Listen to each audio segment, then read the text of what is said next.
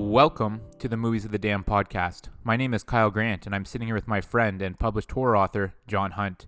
If you enjoy what you hear here today, please subscribe to our YouTube channel, check out our Facebook page, and follow us on both Instagram and Twitter, @DamnedMovies.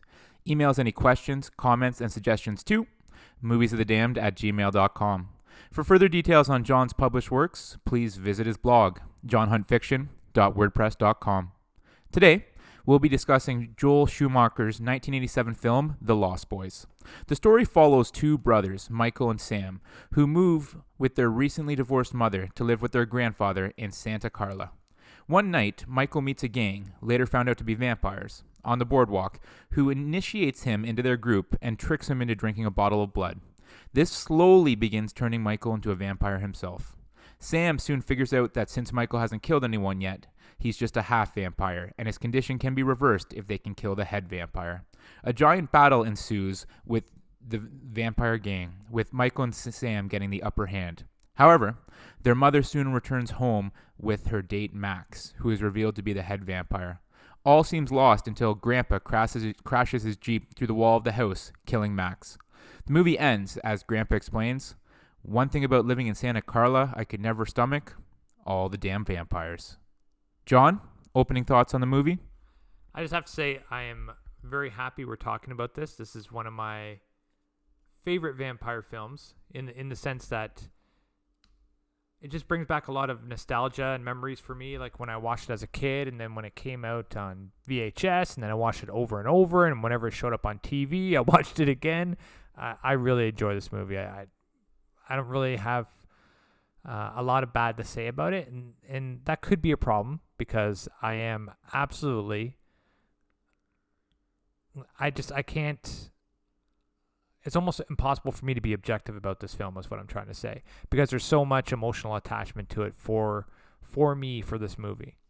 I could see this movie having a lot of nostalgia for you, right? Because you would have seen this as a young man, and this movie was kind of directed towards kind of like teenagers, preteens, almost kids, right? It was kind of a vampire film for them, and highly influential in that way, in that this is kind of the first ever movie that has these vampires as kind of young, sexy type characters, right? And this is kind of what spawned it all. This is what obviously is a huge influence on Buffy the Vampire Slayer, and then later the Twilight series. This is kind of the original. So I get why you'll have that nostalgia, but and this is a fun movie, but obviously it did have some issues. So I'd love to hear what you think of those, but we'll get into those later on. So other than the nostalgia, what do you think was the thing you liked the best about this film? Okay, so I look at this film because I just watched it recently and I'm still smiling. I really enjoyed this film. So I watched it all, and they very subtly build this film, but it also moves at a quicker pace. There are some timeline issues, how it jumps from one to another with the transition. You're like, okay, they imply that it took longer, but from what they're showing, it didn't take that long. You know what I mean? So there are some of those issues, but once again, I didn't care. But so they built it slowly, right? Okay, you learned a lot of information very, very early on that they had to move, and that the mom didn't do so well in the divorce with financial issues, and they're moving in with her dad, and how dad's a bit kooky, Grandpa. With her dad, I said. Yeah, sorry. And he's a bit kooky and a little different, and how he likes to stuff dead animals and leave them in the rooms for Sam, and then there's the aspect where it's like, you know, when they're going into town, so what city are they moving into? Well, they're moving into the murder capital of the world, and you see that very early on. So what does that tell you right away? If there's a lot of deaths by vampire, it's covered off. There's a lot of deaths because it's the murder capital of the world. So they did a lot of small progression stuff like that I really appreciate even now. Like, I watched it and I enjoyed all that. And I love that you brought up the grandpa. He was my favorite character. He was good. Some of his scenes just had me laughing out loud. Like, I absolutely loved when I think the boys convinced him that Windex was a good substitute as aftershave. Yes. And then he puts the Windex on. Like, that had me laughing. I absolutely loved the line to end the movie. That's why I included it in the summary. I thought he was a hilarious What about the TV guide part? That was Oh good. yeah. Well, don't. Oh, so you have a TV? Why do you need a TV? I'll just read about it in the TV guide. Yeah, something Yeah, like but- that, right? Well, yeah, you have the TV guide. You don't need a TV. Yeah. And all that is good stuff, right? But you actually brought up one of my issues right away. So it was established early on that they're moving to this town that is the murder capital, right? Yeah. But yet they have no issues with letting both of their underage teenage boys just head off and explore on their own. Well, how old do you think Michael is, man? I would put him as like 16, 17. Yeah. In real life, he's probably in his 20s, but I Yeah. think he was playing a teenage character. Yeah, and then secondly, do you? I guess you don't. The '80s were different. This is what Oh, you know. fair what? enough. Yeah. You know, like when when I came in, when the street lights came on, right? And then if I didn't come in, then I'd get my butt kicked, and that's when I was young, right? Like really young. We're talking like 6 or 7. Like parents didn't do like what I do as a parent, right? I know where my kids are all the time right now, and I'm totally happy with that. I think that's a good way to be nowadays, and not that it statistically it's any more dangerous than it was then, but it just means for my own peace of mind, right? So But the 80s were a different time. absolutely. So yeah, I remember going to not something like that, but where I grew up in Brampton, there's like an area where they had I forget, it's like the circus, not really the circus, but it was like those where they bring the rides in and all the cotton candy. It's like almost the same thing, right? like one of those pop-up carnivals. Yeah, exactly what that is, like with the tilt-a-whirl and all that crap, right? Goes from town to town to town. I love Yeah. portable rides. I remember going with my friends there, like when I was 10 years old, with just me and my friends, right? So my parents weren't around, and we would come back at like 9:30 at night, and it was fine, right? So I have no issue with that. So I guess that just you have to have your mindset kind of back to the 80s there when this thing when this thing was set, where kids were just off on their own, even in the murder capital of the world. Absolutely. Like I don't think, like, one of those things, like when you think murders happen, do you think they're not discounting nowadays, right? But like back then, murders didn't happen typically in public places. So if you're going to the boardwalk and you're surrounded by 50, 2 to 5,000 people at all given times, you're not thinking they're going to get murdered. You're thinking they're going to get killed or taken when they're alone or on the way back from somewhere. You know what I mean? Yeah, no, I hear what you're saying. And then so kind of, And the mom was there because she was walking around on her own. oh no, for sure, Yeah. right? And the mom saw them continuously, but they were home alone a lot and stuff For like sure. that. For sure. Yep. But then again, like he was 17, and I don't know. I put the other boy at 14, maybe 13. Yeah, 13, 14. Something like that. Yeah. So, I hear what you're saying. I guess I just don't have that 80s mindset as to how things used to work. Yeah. But anyways, Michael kind of meets the gang on the Yeah. boardwalk and kind of goes back to their lair or their hideout or whatever you want to call it. And I love the Chinese food thing, kind of turning it into worms and maggots and stuff like that. Yeah. And there was a shout out to that in one of our recent movies. Yeah, there wasn't there? What We Do in the Shadows. Yeah. Which again just shows how influential this was, Yeah, right? yeah. And so perhaps it didn't have the greatest of effect on me because I kind of seen it in the Shadows already. Yeah. But highly influential stuff. But then brings me to my next problem. They hand him a bottle of blood Yeah. and he just drinks it. And I get that teenage boys are stupid and teenage boys will just do ridiculous random things, but they hand him a bottle of blood. And I was a dumb teenage boy too, but I can't see myself drinking a bottle of blood. You're missing the main point, right? So he's eating the rice, what are you doing? Those are maggots. Spits him out. Oh, look, it's actually rice. This is just after he smoked weed, right? 'Cause Oh, they okay, gave him the joint, right? And then the worms situation, same thing, right? So what does he think when Star comes up to him and says it's blood? He doesn't believe her. He thinks it's wine, right? Oh, so Right? he thinks they're okay, yeah, Right. So everything that he yeah. thinks is not that he thinks is true is not true, and then they hand him that, right? So what's he? So he thinks he might be just hallucinating a bit from like the marijuana or something like Either that. that or it's just like whatever. So Star tells him it's blood just to mess with him, like those guys are messing with him.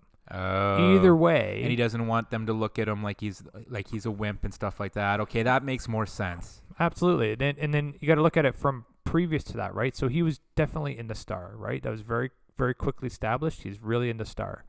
So he follows her around, and she gets picked up by David on a bike, right? So David's wearing, and his friends, they're all wearing leather jackets. They got their ear pierced, right? They fit a certain style. What's he do the next night?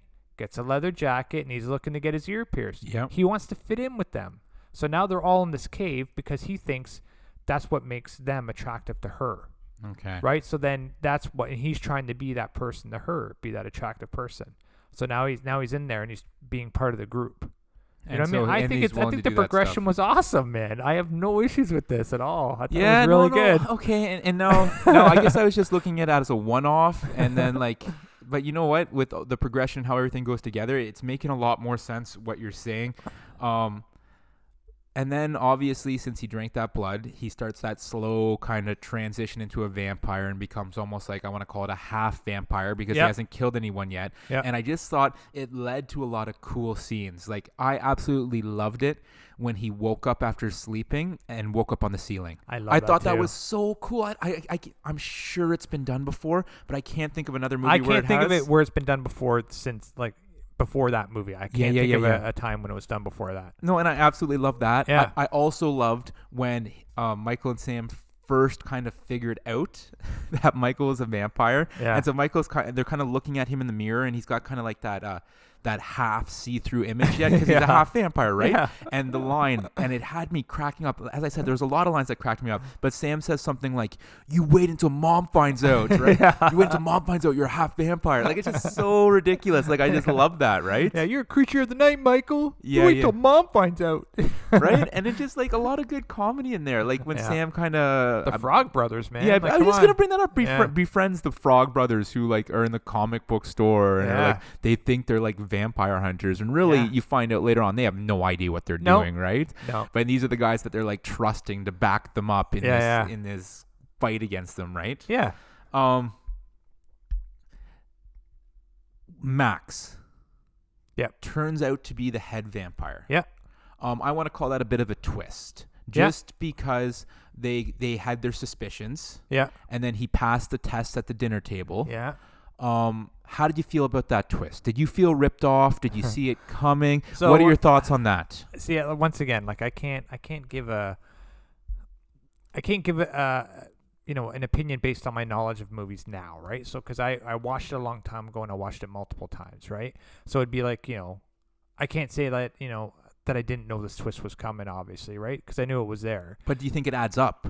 Oh, that's what I don't have a problem. Like, I know you're gonna bring this up. So let's go through the progression again, right? So she meets Max at the video store, gets hired by him, right? Yep. The first time she meets him, she's being nice to a young boy who lost his mom, right?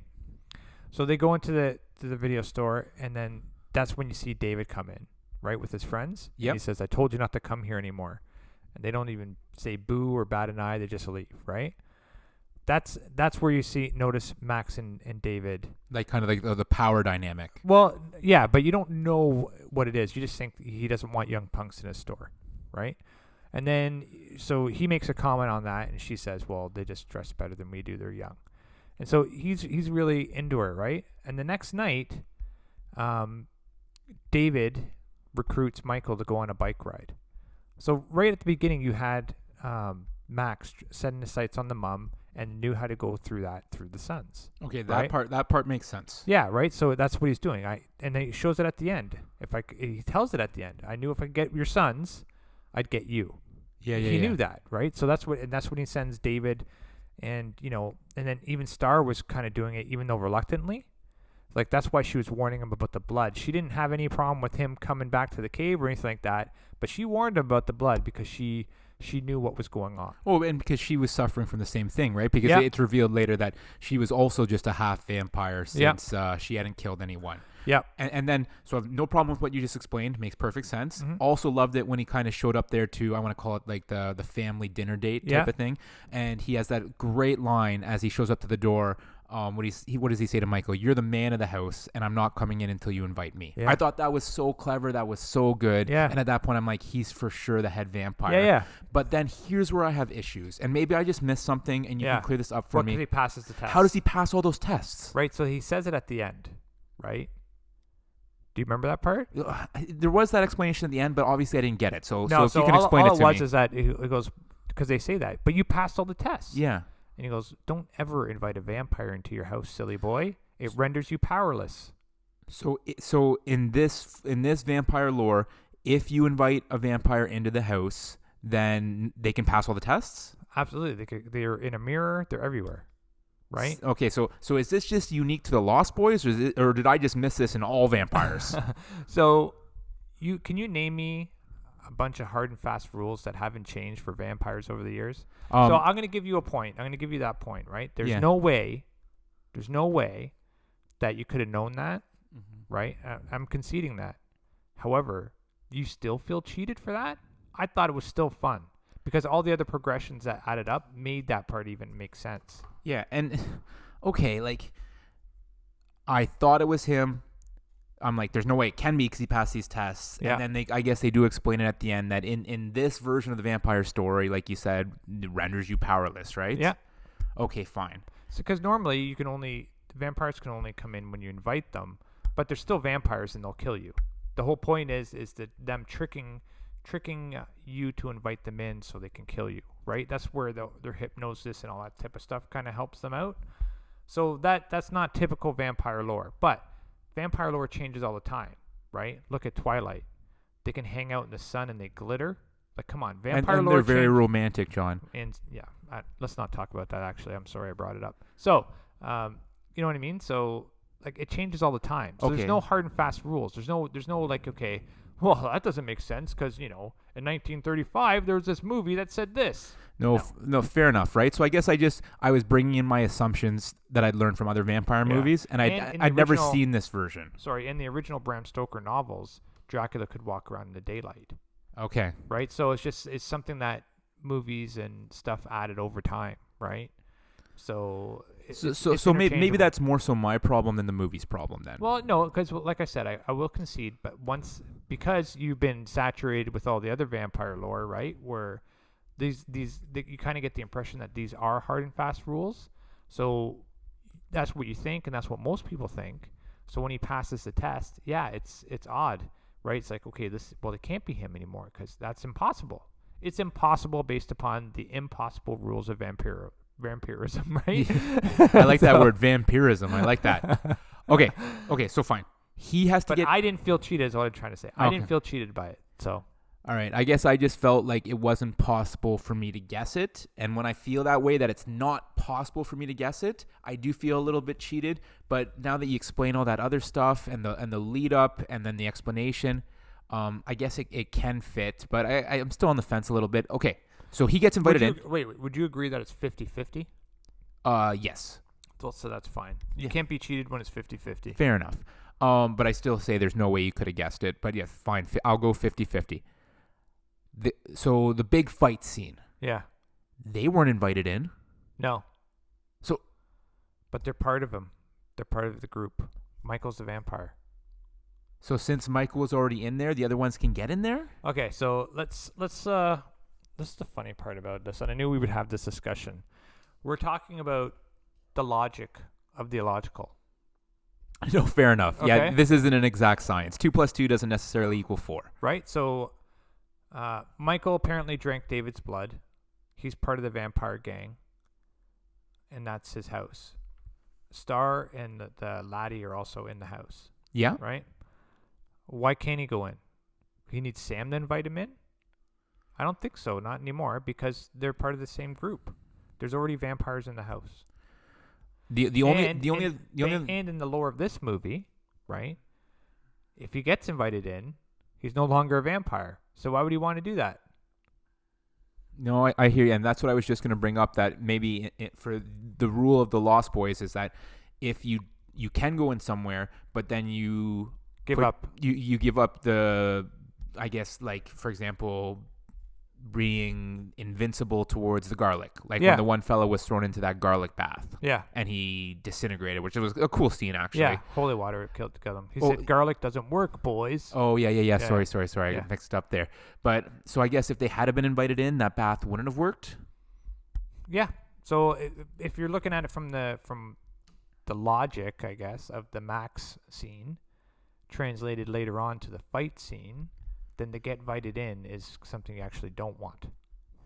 Yeah, no, fair enough. And kind of right before that, this movie screamed the 80s to me. Yeah. Because so two big things they had kind of right in the middle of the movie, they had that typical 80s like sex scene Yeah. between Michael and Star with the music playing in the background and everything like Yeah. that, and them like caressing each other, and then the montage of kind of like the boy Michael and Sam and the Frog Brothers kind of Getting ready. getting ready and building the crucifixes to the music playing in the background. I'm like, this is such an 80s movie. I love it. I know, but they still do that stuff, right? They still Yeah, do yeah, that yeah. stuff even now. You'll see like when they're putting like, you know, whatever traps they have in the house or whatever, they'll do that, right? Like it's still awesome. No, and I totally agree. I liked all that stuff in it. But here's what I really liked. Well, I kind of like, I looked at it now and it's like it's cheese, but then back then it worked, right? But I really like that scene when David reveals what they are to Michael, right? Brings him up into the tree area and they kill all those people by the fire, Yeah. right? Their faces change. He bites into that guy's head and it's like a garden hose of blood comes out. Well, the top. he's trying to get Michael to kill. Yeah, get Michael amped up, right? Smell the blood, get in here, right? And and I like that part, right? And then afterwards, I always like, it's always funny to me when they do this stuff in film. So, but even then is fine. So you know, Michael falls out of the tree, doesn't give in. They come up over the hill, they're walking over, and then you know, David says to Michael, "Now you know what we are. Now you know what you are. You'll never grow old. You'll never die, but you must feed." Right? So he says those lines, and then immediately afterwards, you know, he wipes the blood off his face, and they start laughing maniacally. Right? I'm like, why is that funny? Like, do you just make a joke? Like, why do people laugh after they say stuff like that? I'm like, to me, it was like so cheese. We've tricked you to make you a vampire. Ha ha ha ha ha. Right? You're never gonna be human again. Ha ha ha. And they all laugh with it, right? It's like, you know, but you must feed. Ha ha ha ha ha ha ha. What?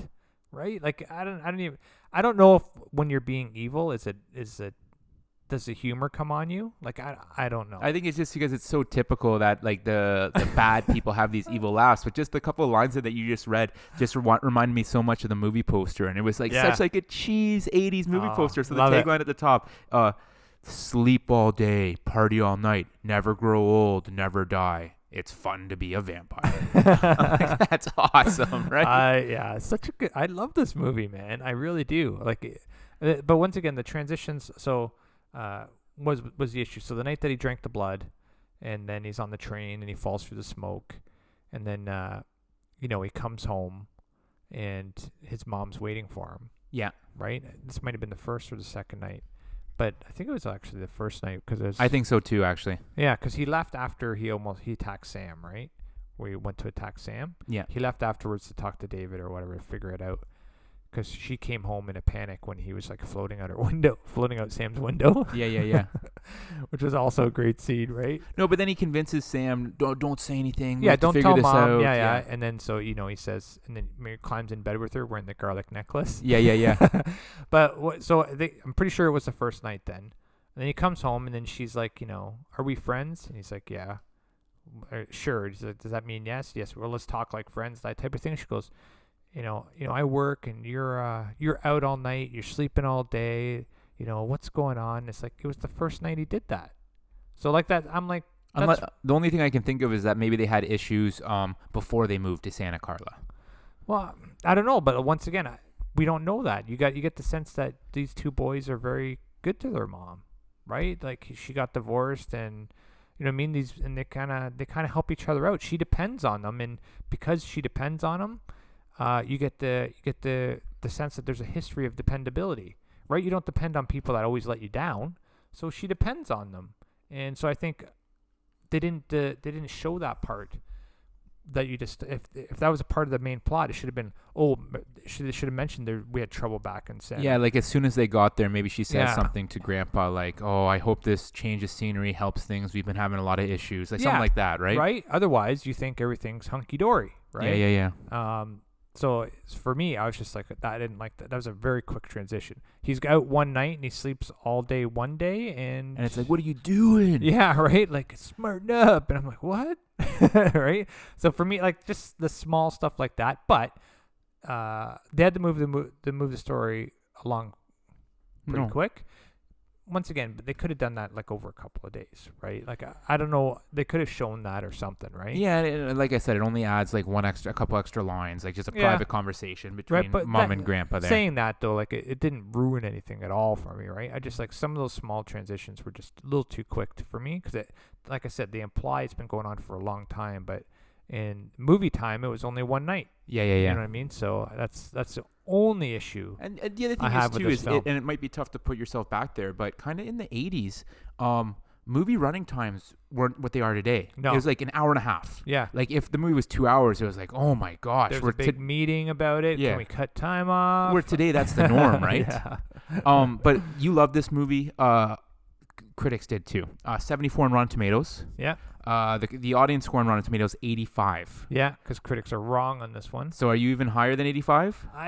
What do you think it was trying to do? Like, remember how we do all the judges? Like how I try to judge things, anyways. Yeah. You know, what was this movie trying to do, and do I think it did that effectively? I don't know if it was trying to, but this revolutionized vampire movies. Well, I think it was just trying to put together a goddamn fun vampire movie. And it was fun. Oh my god, it was fun! Like, come on, it was very fun. And so that's why I'm torn, right? Because I did have these issues, but in talking to you kind of helped explain away a lot of them and at least brought me to 50-50 on my one big issue there. But I think I'm in the 70s, Mm-hmm. even though it was so influential, and I get Yeah. that, and I'll give that to it. But I don't know. I think I might be right around where the critics are, kind of in the mid 70s there. So, But I don't have a hard and fast like here's what it needed to do. I don't know about that. It just some movies. no, it's just how you feel about it. Yeah, and I some get movies that. speak to you. Yeah. This one didn't speak to me as much, and I can't put my thumb on it exactly. Okay. Maybe it was the things that I brought up earlier. Yeah. So, other than horror comedies, vampire ones, anyways, can you name another vampire movie? I know I'm putting you on the spot, and I apologize. Yeah. Name another vampire movie that's better than this. Interview with a Vampire is my favorite. Oh my god. Interview with a Vampire. I've told you before in the past that I'm a sucker for Buffy the Vampire Slayer. That's a guilty That's pleasure. comedy. Comedy, man. But I would say it would be more so the series than the movie. yeah. Well, the movie was really good too. Oh yeah, of course Yeah. it was. But I'm just saying Yeah. if I have to pick one over Yeah, the other. Yeah. I really loved What We Do in the Shadows. See, no. Okay, a scary or a vampire movie that wasn't meant to be funny. Okay, well, if we're going down that route, I didn't find this movie overly scary. No, it wouldn't be scary, but it was. I don't know. You're right, I guess. It was fun though. No, and it was a fun movie, and there was a lot of funny lines. I would say that this movie, if we had to like put it right into a category, this one would be more along the lines of in the category with A Cabin in the Woods, where it's a horror movie with Yeah. comedy elements. That wasn't scary. Yeah, whereas like things like What We Do in the Shadows or Tucker and Dale or Little Evil, those are more comedies that have kind of some horror elements into it. Okay, I'll give you Interview with the Vampire book was great. Great. I don't know about the movie, man. I had to tell you, like the movie, God damn, what's her name? The actress who plays the young girl. I'm forgetting too now because it's been just years since I've seen it. So maybe might have to rewatch it. Maybe we might have to do an episode on it. Listen to this guy. Come on, man. But back. Well, this is how you get trolls like that, right? Like, Yeah. I want you to watch it because John doesn't like it, People, right? Like, it seems to be our audience really wants us to watch these movies that John doesn't particularly like. As I've said in the past, John's a bit of a horror snob, so I'm not a snob. Like, but come on, man. I hear you. But back to our film here, The Lost Boys. Budget $8.5 million. Yeah. Ended up bringing in 32.2. Oh, nice. Real good return. Yeah. Spawned 2 sequels. Oh, I never. No. They were like they were kind of straight to VHS, straight to DVD. They were years later too, weren't and they were trying, in the reading I was doing, they were trying to make something right away, and they just couldn't find a good fit and kind of figure out exactly what they wanted to do. Yeah. So it ended up coming years and years later, Yeah. and they were kind of straight to DVD, straight to VHS type thing. It did come out with a comic book series though. But one thing that I was reading that I found very interesting is kind of before Joel Schumacher came on board. The original concept for this movie was a very similar story, obviously, Yeah. but the vampires are more juvenile. So they were like 13, 14 years Oh, old. that wouldn't have done well. And so Joel Schumacher was kind of the one being like, I like this concept, I like this idea, but let's make them a little bit older into those kind of like late teens type things. Yeah. It was obviously the right call because, I as know. I said, it changed Yeah. everything. It's interesting though, right? So Joel Schumacher did this as one of those movies that I absolutely love. And then he did Batman Forever, which is like one of those movies that everyone detests and thinks it's the worst Batman film ever.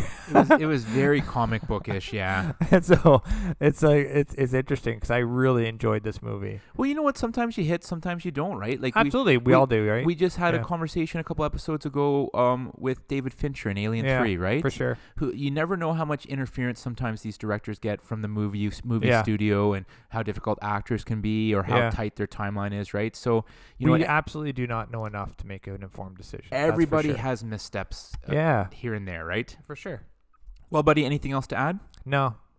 Perfect. Well, please subscribe to our YouTube channel, check out our Facebook page, and follow us on both Twitter and Instagram @DamnMovies. We want to hear what you thought of today's podcast and any suggestions you have, especially in terms of what movies you'd like us to discuss next. Send us an email to moviesofthedamned@gmail.com.